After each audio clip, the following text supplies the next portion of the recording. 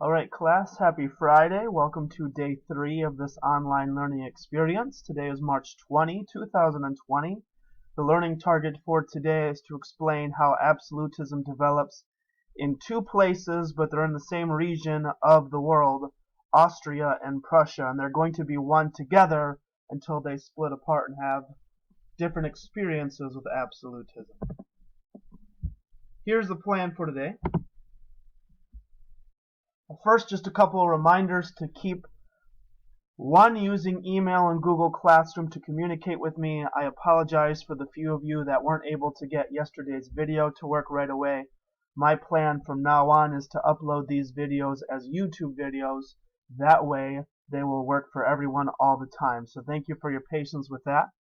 Also, please be checking PowerSchool, check Google Classroom. I am trying to leave longer, more specific comments and feedback for you whenever I grade your work, so please read those carefully because that's going to be the main way I can help you, tell you what you're doing well, and tell you different ways you can improve.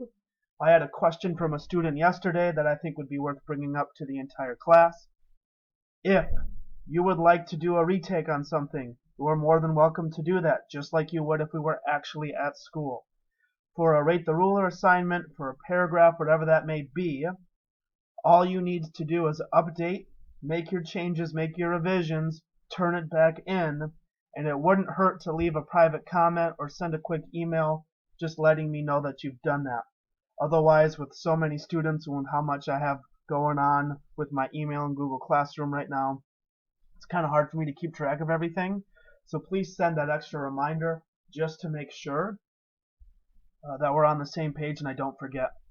One other thing, just to let you know, if you are directly comparing two people, you can't just talk about one person and explain what makes them good or what makes them bad and then not provide that side-by-side direct comparison with the other person.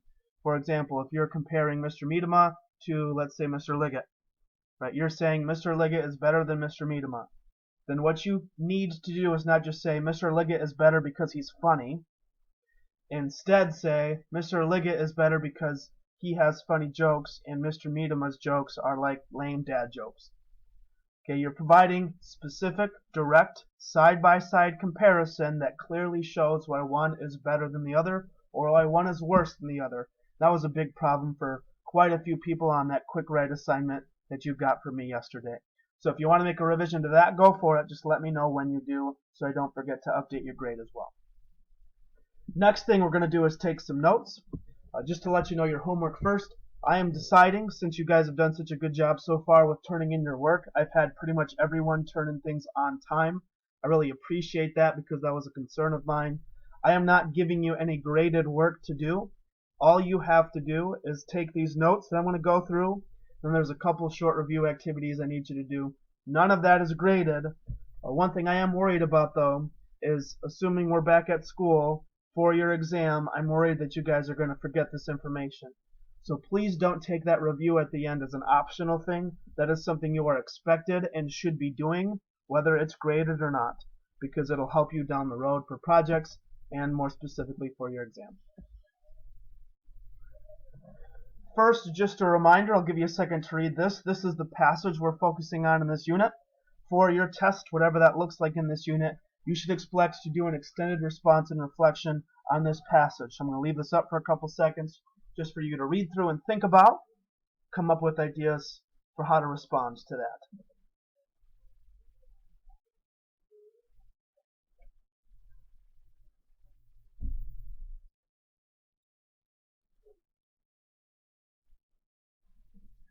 Right, so that's Romans 13, 1 through 5. I'd encourage you guys to read that on your own. Think about what does it mean to submit and be subject to earthly authorities. Does that happen all the time no matter what? Do we draw a line? What would that line possibly look like? So we are talking about Austria and Prussia. If you take a look at this map, the Holy Roman Empire at this time is this border shaded kind of a purplish reddish color. That's what it looked like. It is going to split into different sections. It is going to split into this Austria section, which is the green parts, and then eventually a Prussia section, which is the purple parts. And you'll see some parts are where they are fighting for control against each other. That part that's green, with the purple diagonal lines across it. And what's going to happen is Prussia, the purple, is going to take the yellow part away from Austria, the green. So this is going to be kind of in the middle of everything. And Prussia and Austria are going to have quite a bit of conflict over territory and who gets control of what land after they split. So the split starts with something called the 30 Years' War. This splits up the Holy Roman Empire, that bordered region from the last slide. This was a split between what's today present-day Germany, but it was bigger than that. It's all these Germanic tribes and these groups of people that are together. And it kind of splits into a north section and a south section. The north section is going to be more Protestant. The south is going to be more Catholic. That was part of the reason why they had this war to begin with. The Catholic side was fought by King Ferdinand and against the Protestants in present-day Prussia. The Netherlands and Sweden will join Prussia as well as allies. This war was very bloody and violent and merciless. A lot of people died. I've seen numbers close to like 1/3 of the people there. So this was not a peaceful small war. This was a big deal. It split up the middle part of Europe, and a lot of people died as a result, as we have Catholics in the southern part fighting against Protestants in the northern part. The whole conflict kind of starts because there's a noble who's living in his castle. He gets thrown out of his castle window by this Protestant, falls to his death, and that escalates eventually into this 30 Years' War.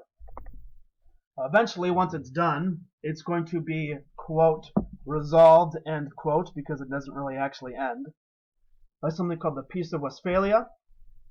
This established a general peace all across Europe, and it did not last super long. It led to France being the big winners because France gained more territory as a result.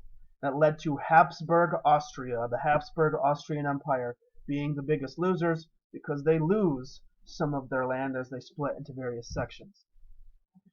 Once again, just to go back to this idea of general peace does not last long. The idea is good, but there's way too many conflicts and divisions and diversity within Europe for it to actually last on a long-term basis.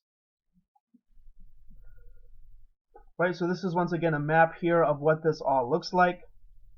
That, once again, bordered region is what Germany was back then, the Holy Roman Empire. You've got France in the purple, you've got Prussia in the green, and this time you've got Austria in the blue. France is going to get land, the borders of Spain and the borders of Germany. Netherlands and Switzerland are going to win their independence as a result from this. Netherlands is right here. Switzerland is there. They are no longer a part of this federation. They're independent now. And within this German Confederation, this part within the border, you're going to have hundreds of different types of governments and states. There was a saying that you could find a different state for each day of the year because there were over 300 of them. So there is little to no unity whatsoever in this Holy Roman Empire because all these different groups of people want their own governments and their own independence, and they are separate. So Habsburg Austria, very diverse, like we just talked about. All these groups of people have their own languages, their own laws, their own cultures, which makes it tough for them to develop this strong absolutist centralized government that we've been talking about in all these different places. However, unlike in England, an absolute government will take shape. It's just going to take longer and be much more difficult to create. It happens because of something called the War of the Austrian Succession. This was a war battling over who got to be the ruler, the king, the queen of Austria. Two main characters emerge in this battle. It is Maria Theresa versus Frederick II. Maria Theresa is from Habsburg Austria. She is in line to take the throne. Frederick is of Prussia. He's further north, but he is trying to take over land and power from Austria to expand his power like an absolute ruler tries to do. Maria Theresa eventually wins, and she helps strengthen the Habsburg Empire and the absolute government that they have. But it takes, once again, this war to make it happen. It just doesn't happen as easily as it does in places like France and Spain.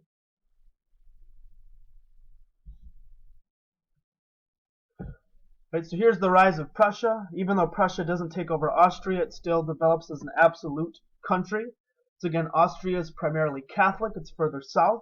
Prussia is Protestant, both start with the letter P. That's going to be further north. One thing Prussia did to rival Austria, Frederick develops its army to become one of the strongest in Europe. By strengthening its army, it's going to threaten the territory that Austria holds.